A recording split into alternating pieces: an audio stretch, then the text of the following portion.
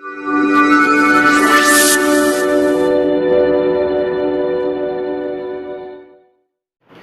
Morning students. Last class में हम लोगों ने सॉलिड के अंदर जो इम्परफेक्शंस होते हैं उस टॉपिक को डिस्कस किया था। आज हमारा टॉपिक है इलेक्ट्रिकल प्रॉपर्टीज ऑफ सॉलिड्स। यहाँ पर इलेक्ट्रिकल कंडक्टेंस के बेसिस पे हम लोग सॉलिड को 3 कैटेगरी में डिवाइड कर सकते हैं। फर्स्ट है conductor, second insulator and third one is semi conductor. ठीक है, आप लोग सब जानते हैं कंडक्टर, इंसुलेटर के बारे में। सेमीकंडक्टर के बारे में बहुत ज़्यादा डिटेल में पता नहीं है, वो हम करेंगे आज की क्लास में डिस्कस। देखिए कंडक्टर नॉर्मली क्या होता है, कंडक्टर की अगर अपन डेफिनेशन की बात करें तो क्या कहते हैं, कोई भी ऐसे मैटर है, कोई भी ऐसा थिंग है जिसमें से करंट पास हो रहा है, इलेक्ट्रिसिटी पास हो रहा है, तो उसको बोलते हैं हम लोग कंडक्टर। ठीक है, कि this matter is the conductor of electricity, यानी ऐसा मटेरियल जिसमें से इलेक्ट्रिसिटी इजीली पास आउट हो सके उसे हम बोलते हैं कंडक्टर्स। ठीक है, तो अपने पास कोई मटेरियल जिसमें से इलेक्ट्रिसिटी पास हो रहा है उसको बोले कंडक्टर। तो यहाँ पर जो अपने पास मटेरियल है उसको अपन ने डिवाइड कर दिया कंडक्टर, इंसुलेटर और सेमीकंडक्टर। यानी ऐसे मटेरियल जिसमें से इलेक्ट्रिसिटी बहुत इजीली पास हो जाता है, सेकंड ऐसा मटेरियल जिसमें से इलेक्ट्रिसिटी जो है वो पास आउट नहीं होता है, और थर्ड अपने पास सेमीकंडक्टर जो इन दोनों का इंटरमीडिएट कंडीशन होती है। ठीक है, तो फर्स्ट पॉइंट अपने पास कंडक्टर। कंडक्टर के लिए हम क्या कहते हैं, कंडक्टर्स जो होते हैं उसमें से इलेक्ट्रिसिटी इजीली पास आउट हो जाती है। इनकी कंडक्टेंस वैल्यू जो होती है वो 10⁴ to 10⁷ ohm inverse metre inverse इनका कंडक्टेंस होता है। कंडक्टर जो है वो हम लोग पहले ही बात कर चुके हैं। कंडक्टर को बेसिकली अपन ने 2 टाइप से डिवाइड किया था। First one is metallic conductor, second one is ionic conductor. Metallic conductor कौन सा था, जिसमें कंडक्टिविटी का जो रीजन था वो क्या था, अपने पास इलेक्ट्रॉन्स थे। ठीक है, जहां डिफेक्ट्स किया था अपन ने उसमें सबसे पहले अपन ने यही पॉइंट किया था, इलेक्ट्रॉनिक डिफेक्ट और एटॉमिक डिफेक्ट। तो मैंने बताया था वहां पर कि अगर फ्री इलेक्ट्रॉन्स होते हैं और फ्री इलेक्ट्रॉन्स के कारण अगर कोई भी कंडक्टिविटी जनरेट होती है then that's called metallic conductor. और सेकंड कंडक्टर कौन से होते हैं, जो आयनिक कंडक्टर होते हैं, जिसमें आयंस के कारण मूवमेंट, आयंस का जो मूवमेंट होता है उसके कारण अगर इलेक्ट्रिसिटी कंडक्ट होता है that's called ionic conductor. Example जितने भी इलेक्ट्रोलाइट्स है, सोडियम क्लोराइड, पोटेशियम क्लोराइड, ये सब के सब एक्वस सॉल्यूशन के अंदर इलेक्ट्रिसिटी कंडक्ट करता है बाय मूवमेंट ऑफ आयंस। ठीक है, तो अपने पास यहाँ पर 2 पॉइंट हो गया, एक हो गया अपने पास मेटेलिक कंडक्टर, दूसरा हो गया आयनिक कंडक्टर्स। आयनिक कंडक्टर हम लोग डिस्कस कर चुके हैं ऑलरेडी डिफेक्ट्स के अंदर, स्कॉटकी डिफेक्ट, फ्रैंकल डिफेक्ट, वहां हमने इसको डिस्कस किया था। और अब आज हम करेंगे मेटेलिक कंडक्टर की बात। तो यहाँ पर जो कंडक्टर है, जैसे conductor 10⁴ to 10⁷ ohm inverse metre inverse है, ये ऐसे मटेरियल हैं जिनमें फ्री इलेक्ट्रॉन के कारण कंडक्टिविटी जनरेट हो रहा है, that's called conductors. Second insulator. Conductors तो बहुत सारे हैं, आपको पता है सिल्वर, कॉपर, जितने मेटल्स हैं वो सब के सब क्या होते हैं, कंडक्टर होते हैं। लेकिन जो बेस्ट कंडक्टर्स हैं वो कौन कौन से हैं, सिल्वर है, कॉपर है, एल्यूमिनियम है। ठीक है, सिल्वर सबसे बेस्ट कंडक्टर है। ठीक है, इन तीनों में से, और अगर जो अपने नॉर्मल कंडक्टर्स हम यूज करते हैं उनमें से सबसे बेस्ट कौन सा है, सिल्वर है। Silver, copper, aluminium. नॉर्मली आप लोगों को पता होगा कि जितने भी इलेक्ट्रॉनिक डिवाइसेस हैं उनमें जो मोटर होता है उस मोटर पे जो वायरिंग होती है वो अगर अपने पास कॉस्टिंग अगर चीप है तो उस केस में वहां पर वायरिंग एल्यूमिनियम का होता है। ठीक है, अगर उससे ज़्यादा अपने पास अच्छी मोटर है, उसके ऊपर वायरिंग अच्छा है, उसके थोड़ी कॉस्टली है, तो वहाँ पर वायरिंग होती है कॉपर की। ठीक है, और आपको पता है सिल्वर तो बहुत कॉस्टली है, तो सिल्वर की वायरिंग अब होती नहीं है। स्टार्टिंग के अंदर सिल्वर वायरिंग से मोटर का फॉर्मेशन कर देते हैं। ठीक है, तो यहाँ पर अपने पास सिल्वर जो होता है वो इसकी कॉस्ट जो होती है बहुत ज़्यादा होती है, बट ये बहुत अच्छा कंडक्ट होता है। और इसके अल्टरनेट क्या है, कॉपर और एल्यूमिनियम है। ठीक है, सेकंड इंसुलेटर्स है जिसमें करंट का पास ही नहीं होता। आपको पता है करंट फ्लो नहीं कर रहा है। कभी अपन कहते हैं कि अगर मीटर के पास करंट लग जाए तो करंट लग जाता है, तो उस केस में हम लोग बचपन से पढ़ते आ रहे हैं कि हमको क्या प्रिकॉशंस करना चाहिए, उसको टच नहीं करना चाहिए वरना करंट का फ्लो आप में भी होगा। तो क्या करते हैं, या तो किसी डंडे से, ठीक है, जो वुड होता है अपने पास उससे, या किसी कपड़े से, या किसी प्लास्टिक से हम उनको सेपरेट करते हैं। इसका मतलब क्या हुआ कि जो कपड़ा है अपने पास, नॉर्मली वुड है, प्लास्टिक है, इनमें इलेक्ट्रिसिटी कंडक्ट नहीं होती है। तो ये सब क्या है अपने पास, इंसुलेटर्स की कैटेगरी में आता है। तो इंसुलेटर्स इसमें करंट का फ्लो नहीं होता है। नॉर्मली इंसुलेटर के फॉर्म में अपन क्या ले सकते हैं, वुड ले सकते हैं, प्लास्टिक ले सकते हैं, ठीक है, रबर ले सकते हैं। आपने देखा होगा जो अपने पास इलेक्ट्रीशियंस आते हैं, ठीक है, इलेक्ट्रीशियंस आते हैं, उनके पास में रबर के ग्लव्स होते हैं और रबर के मोटे ग्लव्स होते हैं जिनसे वो पोल पे चढ़ के इलेक्ट्रिसिटी को मेंटेन करना होता है। कोई खराबी हो जाती है तो उसको रिपेयरिंग करना होता है, वो सारे वर्क करते हैं। उसका रीजन क्या है? क्योंकि जो रबर होता है उसमें इलेक्ट्रिसिटी कंडक्ट नहीं होता है, ठीक है, तो रबर के ग्लव्स होते हैं जिससे वो उसको रिपेयर करते हैं। थर्ड है अपने पास सेमीकंडक्टर। सेमीकंडक्टर्स क्या होते हैं? सेमीकंडक्टर्स जो होता है कंडक्टर और इंसुलेटर का इंटरमीडिएट कंडीशन होती है, यानी कि ना तो बहुत ज्यादा कंडक्टिविटी होती है ना बहुत कम होती है। इंसुलेटर के कंपैरिजन में कंडक्टेंस ज्यादा होगा और कंडक्टर के कंपैरिजन में कम होता है। इसके लिए कंडक्टेंस की वैल्यू 10⁻⁻⁶ टू 10⁻⁴ होता है। नॉर्मली आप लोगों ने पीरियडिक टेबल स्टडी किया होगा, तो पीरियडिक टेबल के अंदर जो अपने पास मेटेलॉइड्स होते हैं 14 ग्रुप एलिमेंट्स हैं, तो 14 ग्रुप एलिमेंट्स के अंदर सिलिकॉन और जर्मेनियम जो होते हैं ये सेमीकंडक्टर की तरह बिहेव करते हैं। तो जो सेमीकंडक्टर है वो कौन से हैं? सिलिकॉन और जर्मेनियम जो है वो सेमीकंडक्टर्स हैं। अब यहाँ पर बात करें हम इफेक्ट ऑफ टेम्परेचर की, कि अगर मेरे पास कंडक्टर, इंसुलेटर और सेमीकंडक्टर्स हैं तो उन पे टेम्परेचर का क्या इफेक्ट होगा। तो फर्स्ट पॉइंट हमने क्या कहा कि जनरली अगर अपन कंडक्टर्स की बात करें तो आप लोगों ने फिजिक्स में पढ़ा होगा कि कंडक्टर्स जो होते हैं उसमें टेम्परेचर इंक्रीज करते हैं तो कंडक्टिविटी डिक्रीज होता है, ठीक है, टेम्परेचर इंक्रीज किया तो कंडक्टिविटी डिक्रीज होता है। क्या आप में से कोई बता सकता है? फिजिक्स आप सबने पढ़ा है, कोई बताएगा कि अपने पास यहाँ पर अगर टेम्परेचर इंक्रीज करते हैं तो कंडक्टिविटी जो होती है वो डिक्रीज क्यों होता है, ठीक है। बहुत सारे स्टूडेंट्स का आंसर होगा कि रेजिस्टेंस जो होता है वो इंक्रीज हो जाता है, बट मेरा क्वेश्चन वापस वही है, सेम क्वेश्चन है कि रेजिस्टेंस इंक्रीज क्यों होता है। यहाँ पर हमने देखा कि कंडक्टर्स जो होते हैं उनमें जनरली अगर अपन टेम्परेचर को इंक्रीज करते हैं तो कंडक्टिविटी डिक्रीज होती है। इंसुलेटर जो होता है उसको अपन कैटेगरी से आउट कर देते हैं क्योंकि उसमें टेम्परेचर बहुत हाई टेम्परेचर देंगे तो बहुत मामूली सी कंडक्टिविटी आती है। बट सेमीकंडक्टर्स की बात करें तो सेमीकंडक्टर्स में जैसे जैसे टेम्परेचर इंक्रीज करेंगे वैसे वैसे उसकी कंडक्टिविटी भी क्या होती है? इंक्रीज हो रहा है, यानी सेमीकंडक्टर की कंडक्टिविटी टेम्परेचर के प्रोपोर्शनल है। टेम्परेचर इंक्रीज किया, कंडक्टिविटी इंक्रीज किया, तो पॉइंट ये आया क्या इसके अंदर रेजिस्टेंस नहीं है या यहीं पे रेजिस्टेंस ज्यादा है, ठीक है। तो देखो बच्चों यहाँ पर हम लोग डिस्कस करते हैं क्योंकि आपका आंसर जो है आपको टाइम लगेगा तो हम यहीं पे डिस्कस करते हैं, बाकी आप लोग इसको सोचना। यहाँ पर हमने कहा कि टेम्परेचर इंक्रीज किया तो कंडक्टिविटी क्या हो रही है? डिक्रीज हो रहा है। उसका रीजन क्या है? क्योंकि देखो यहाँ पर कंडक्टर्स जो होते हैं उसमें ऑलरेडी इलेक्ट्रॉन्स जो होते हैं, अनपेड इलेक्ट्रॉन्स जो होते हैं वो बहुत ज्यादा अमाउंट में होते हैं और कंटिन्यू क्या करते हैं? मूव करते हैं। और जब इलेक्ट्रॉन्स मूव करते हैं तो उस केस में अगर टेम्परेचर इंक्रीज कर दिया तो इलेक्ट्रॉन्स के बीच में क्या होगा? कॉलिजन इंक्रीज हो जाएगा, यानी इलेक्ट्रॉन के बीच में टक्करें बढ़ जाएंगी, ठीक है। अब आप सोचो एक रूम के अंदर केवल 5 कैंडिडेट्स हैं जो इधर से उधर मूव कर रहे हैं, ठीक है।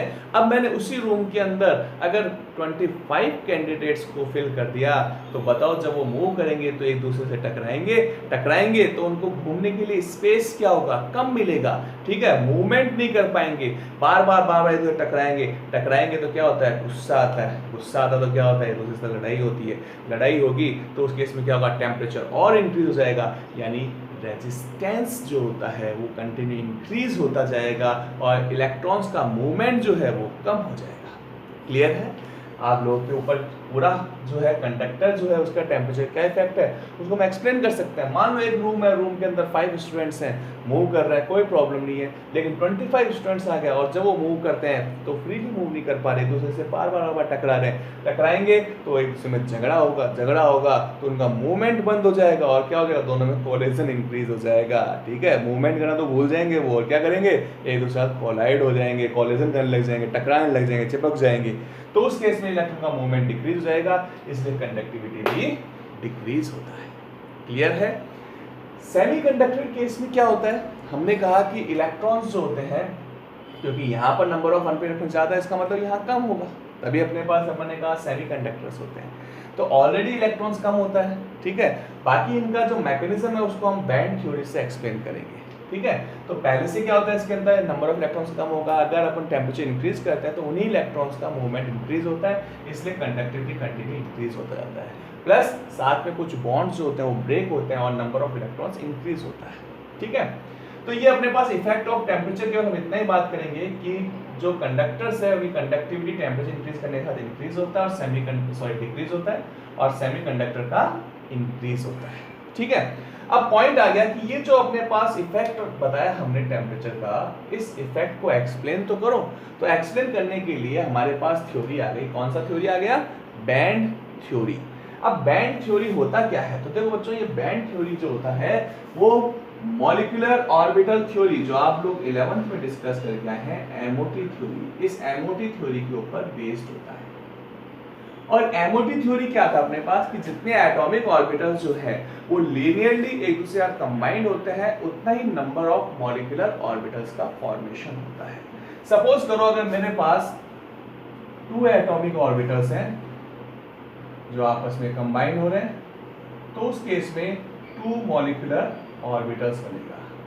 एक मॉलिक्यूलर ऑर्बिटल्स का एनर्जी कम होगा, दूसरे मॉलिक्यूलर ऑर्बिटल का एनर्जी एटॉमिक ऑर्बिटल के कंपैरिजन में हाई होता है, ठीक है। तो ये अपने पास क्या बन गए? Molecular orbitals. ये क्या हो गया? Bonding molecular orbitals, bonding molecular orbitals. और ये क्या है?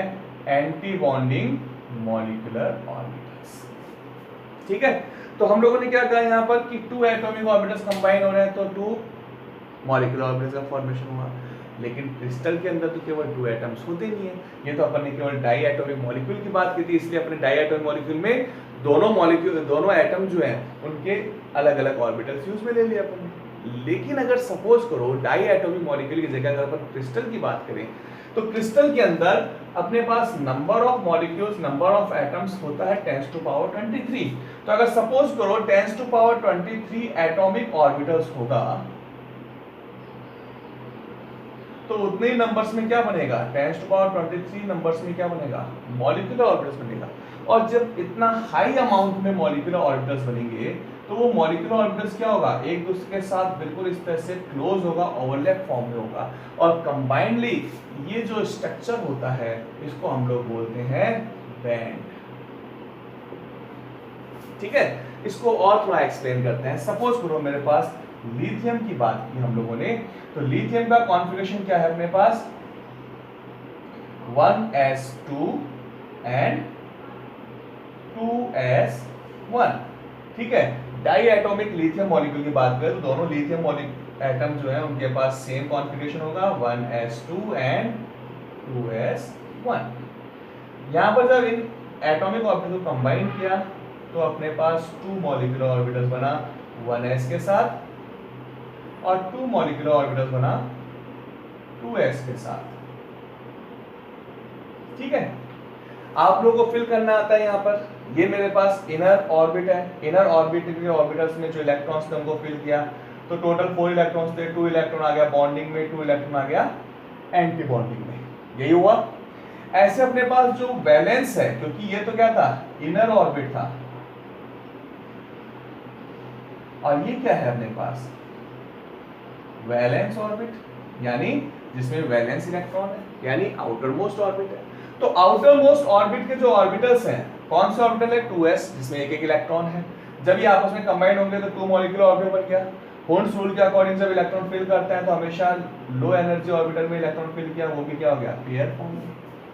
तो अब देखो यहाँ पर लिथियम का जो इनर ऑर्बिट था वो तो इलेक्ट्रॉन से कंप्लीटली फिल था, ठीक है, बॉन्डिंग भी और एंटी बॉन्डिंग भी। और जो वैलेंस ऑर्बिट था उसके अंदर बॉन्डिंग में तो इलेक्ट्रॉन्स हैं, बट एंटी बॉन्डिंग क्या है? वैकेंट है। कितने अपने पास एटम थे यहाँ पर? ओनली 2 एटम्स थे।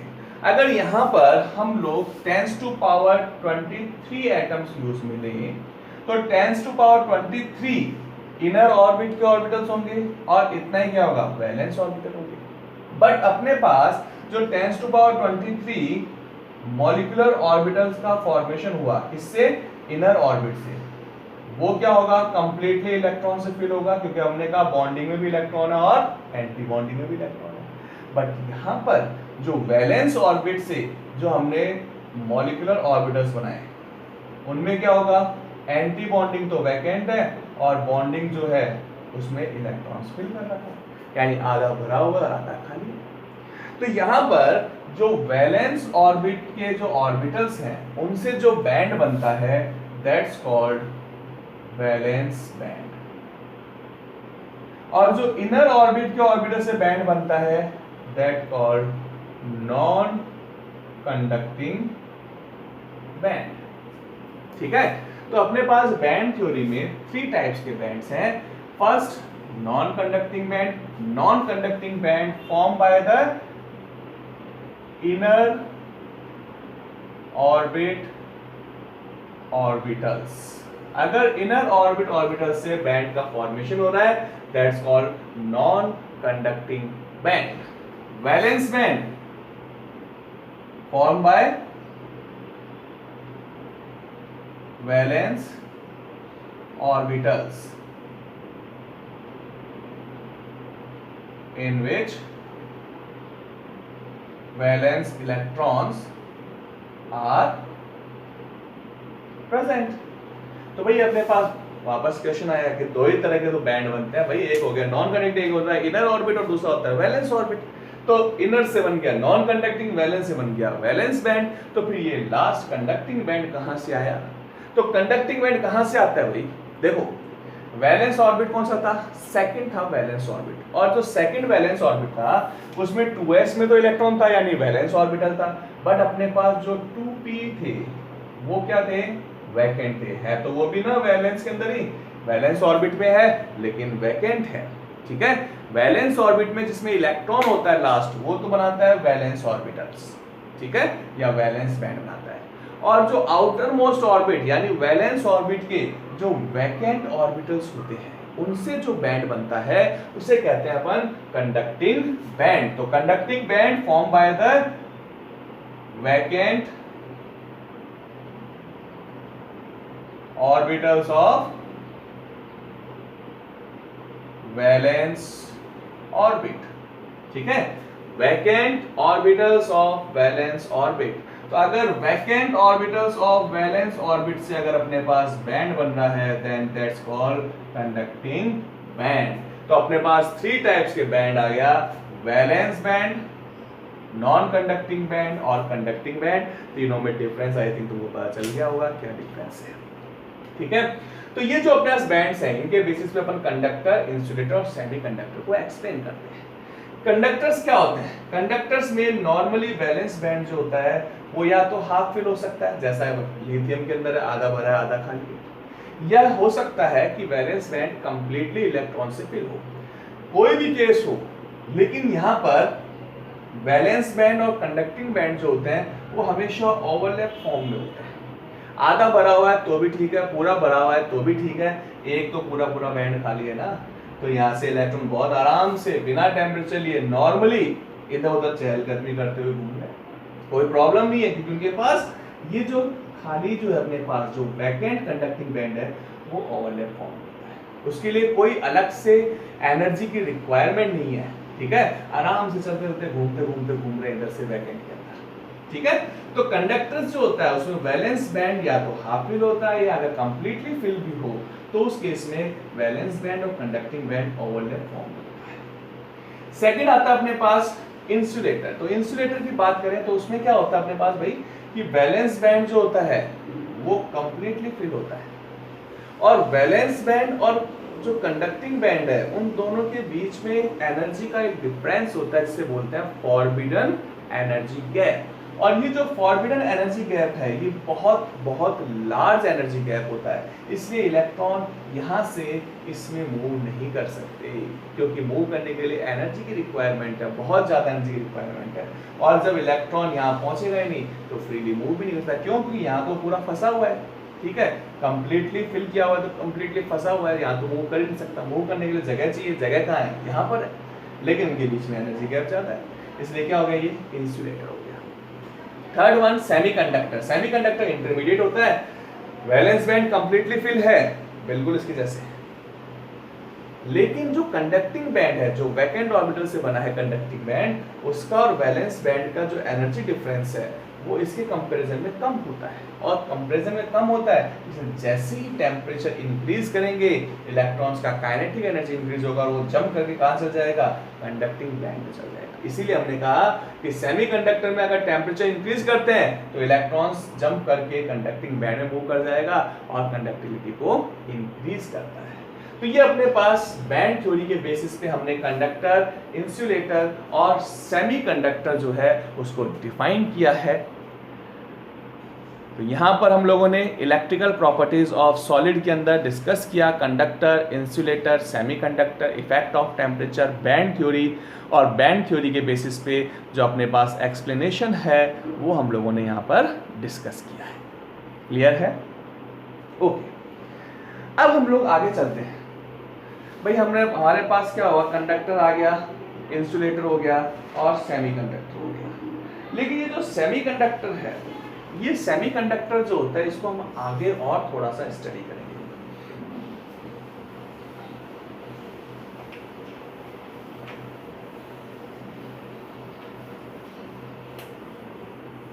देखिए सेमीकंडक्टर्स जो हैं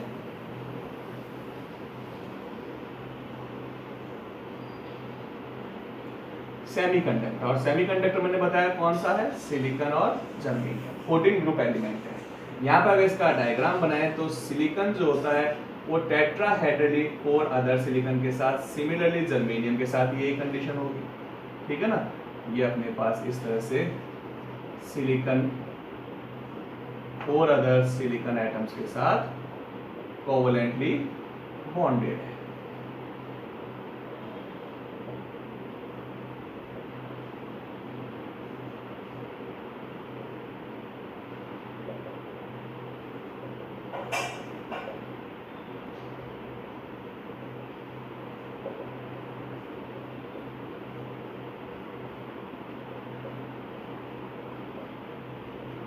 ये बना लिया, एक छोटा सैंपल ले लिया। अब देखो भाई यहाँ पर पॉइंट आया कि सर सेमीकंडक्टर में सिलिकॉन जो की 4 वैलेंसी होती है, जो टेट्राहेड्रल मैनर में 4 अदर सिलिकॉन, या जर्मेनियम जो होता है 4 अदर जर्मेनियम के साथ बॉन्डिंग में होता है, और कोवलेंट बॉन्ड जो होता है वो तो स्ट्रॉन्ग बॉन्ड है। तो उस केस में यहाँ पर कंडक्टिविटी कैसे होगी, तो हम लोगों ने क्या कहा था कि टेम्परेचर इंक्रीज करते हैं तो सेमीकंडक्टर की कंडक्टिविटी इंक्रीज होती है। तो ये जो अपने पास सेमीकंडक्टर है इसमें अपने पास केवल सिलिकॉन एटम्स हैं जो कोवलेंटली बॉन्ड से बॉन्डेड है एक दूसरे के साथ और टाइटली बॉन्डेड है, ठीक है। इस टाइप के जो सेमीकंडक्टर्स होते हैं उसको हम बोलते हैं प्योर सेमीकंडक्टर, क्योंकि इस टाइप का जो सेमीकंडक्टर है उसमें हमने किसी भी टाइप का कोई भी इम्प्योरिटी ऐड नहीं किया है, ठीक है। ये जो अपने पास प्योर सेमीकंडक्टर्स होते हैं, इन प्योर सेमीकंडक्टर्स में सिलिकॉन और जर्मेनियम क्रिस्टल जो होता है वो केवल अपने पास कोवलेंटली बॉन्डेड होता है एक दूसरे के साथ। ऐसा जो सेमीकंडक्टर होता है उसको अपन इंट्रिंसिक सेमीकंडक्टर भी बोलते हैं, इंट्रिंसिक सेमीकंडक्टर, ठीक है।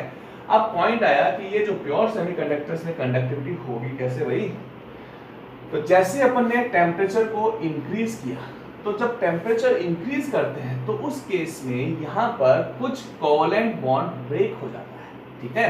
टेम्परेचर इंक्रीज किया देन कुछ कोवलेंट बॉन्ड जो होता है वो क्या हो जाएगा, ब्रेक हो जाएगा। और अगर कोवलेंट बॉन्ड ब्रेक हो गया तो उस केस में क्या होगा, इलेक्ट्रॉन यहाँ से रिमूव हो गया, बाहर निकल गया। जब इलेक्ट्रॉन बाहर निकल गया तो वहां पर क्या बन गया, एक वैकेंट स्पेस बन गया। जब भी एक कोवलेंट बॉन्ड ब्रेक हो रहा है तो उस केस के अंदर क्या बन रहा है, 1 इलेक्ट्रॉन और 1 vacant space, that's called hole. एक इलेक्ट्रॉन बन रहा है और एक वैकेंट स्पेस बन रहा है और इस वैकेंट स्पेस को बोलते हैं होल। होल जो होता है वो हमेशा पॉजिटिवली चार्ज होता है और इलेक्ट्रॉन पे हमेशा कौन सा चार्ज होता है, नेगेटिव चार्ज होता है। तो अगर एक कोवलेंट बॉन्ड ब्रेक होता है तो उस केस के अंदर सेम नंबर ऑफ इलेक्ट्रॉन और होल्स का फॉर्मेशन होगा।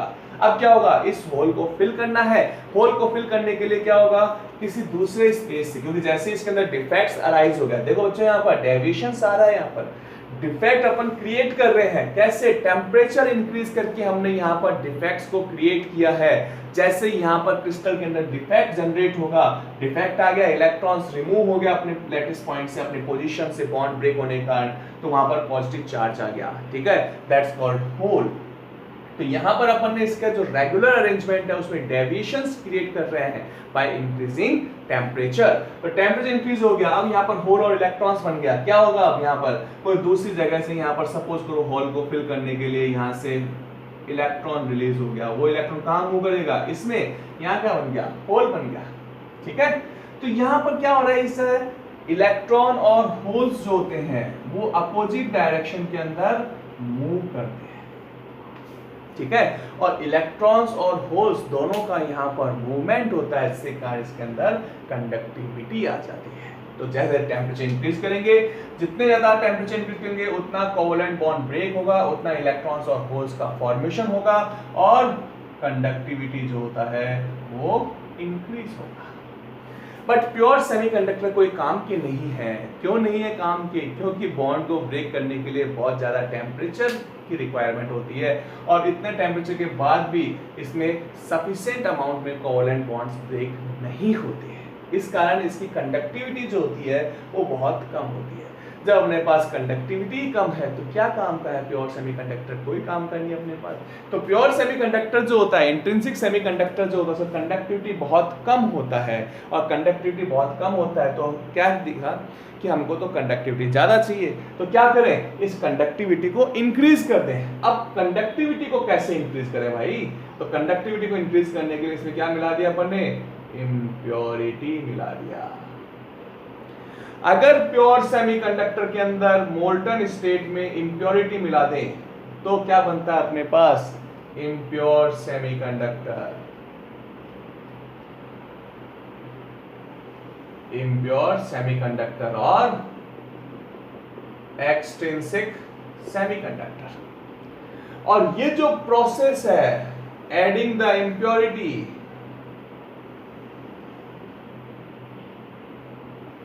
impurity is called doping.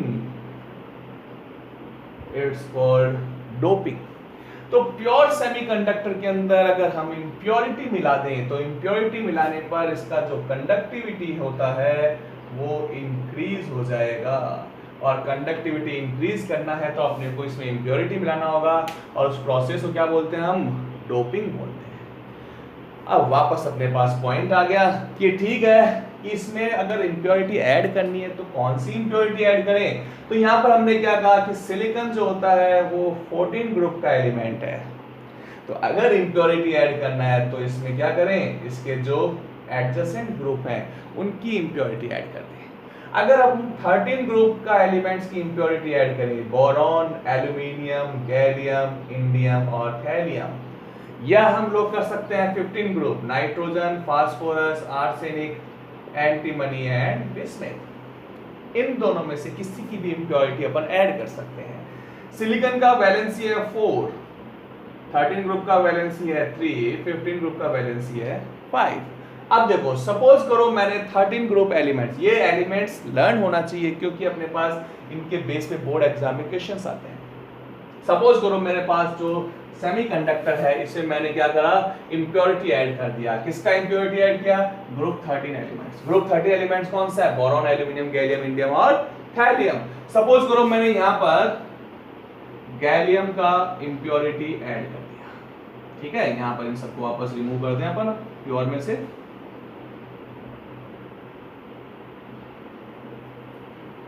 तो ये अपने पास गैलियम का इम्प्योरिटी ऐड, बट गैलियम का वैलेंसी कितना होता है भाई? 3 वैलेंसी होता है, ठीक है। गैलियम है, ग्रुप 13 एलिमेंट्स का इम्प्योरिटी ऐड किया। ग्रुप 13 एलिमेंट्स जो होता है उसका वैलेंसी कितना होता है? वैलेंसी होता है 3 वैलेंसी। इसका मतलब क्या होगा? गैलियम 3 सिलिकॉन एटम्स के साथ तो कोवेलेंट बॉन्ड का फॉर्मेशन करेगा, बट अब इसके पास कोई इलेक्ट्रॉन है ही नहीं। जब इलेक्ट्रॉन नहीं है तो कैसे बनाएगा कोवेलेंट बॉन्ड? तो कोवेलेंट बॉन्ड तो नहीं बनाएगा, लेकिन वैकेंट स्पेस यानी वैकेंट ऑर्बिटल है, और जो वैकेंट ऑर्बिटल्स है वही यहाँ पर पॉजिटिव पोल को इंडिकेट कर रहा है, ठीक है। तो गैलियम के पास 3 इलेक्ट्रॉन्स थे, 3 कोवैलेंट बॉन्ड बन गया, लेकिन फोर्थ पोजीशन पे क्या रह गया अपने पास, एक वैकेंट स्पेस रह गया। और ये जो वैकेंट है इसको क्या बोलते हैं अपन, होल बोलते हैं, ठीक है। और होल कैसा होता है, पॉजिटिवली चार्ज होता है। अब क्या करें भाई, यहाँ होल तो बन गया, इस होल को भरना है, ठीक है, खड्डे खोद दिए तो खड्डे भरने ही पड़ेंगे। तो होल को फिल करने के लिए क्या होगा, कहीं दूसरी जगह से इलेक्ट्रॉन आएगा तो वहां क्या बन जाएगा, होल बन जाएगा, इलेक्ट्रॉन यहाँ आ गया मान लो। फिर यहाँ होल फिल करने के लिए इलेक्ट्रॉन आ गया तो यहाँ क्या बन गया, होल बन गया।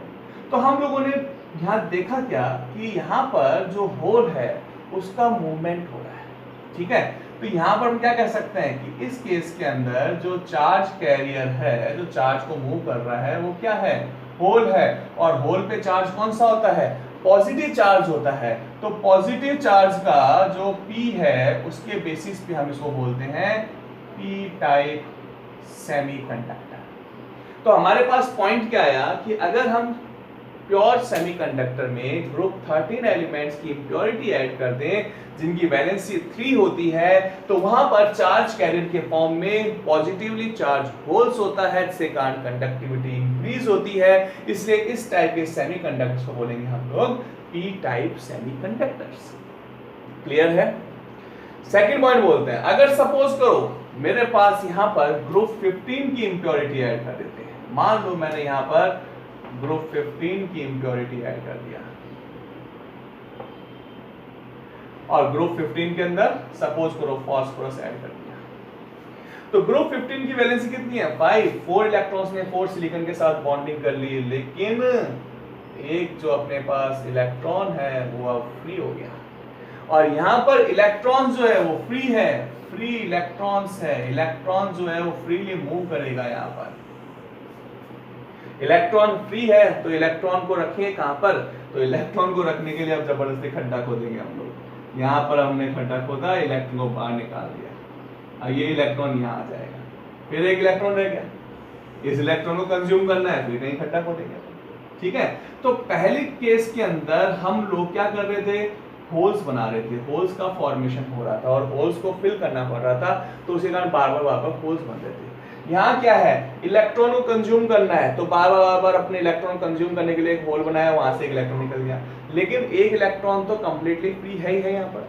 तो यहाँ पर इस केस के अंदर जब ग्रुप 15 की एलिमेंट्स अपन मिक्स करते हैं जिनकी वैलेंसी कितनी होती है, 5 होती है, तो उसमें जो अपने पास चार्ज कैरियर है वो चार्ज कैरियर क्या है, इलेक्ट्रॉन्स है, जो कि नेगेटिवली चार्ज होता है, इसलिए इसे बोलते हैं अपन एन टाइप सेमीकंडक्टर। तो सेमीकंडक्टर्स 2 टाइप्स के हो गया, पी टाइप सेमीकंडक्टर और एन टाइप सेमीकंडक्टर्स, ठीक है।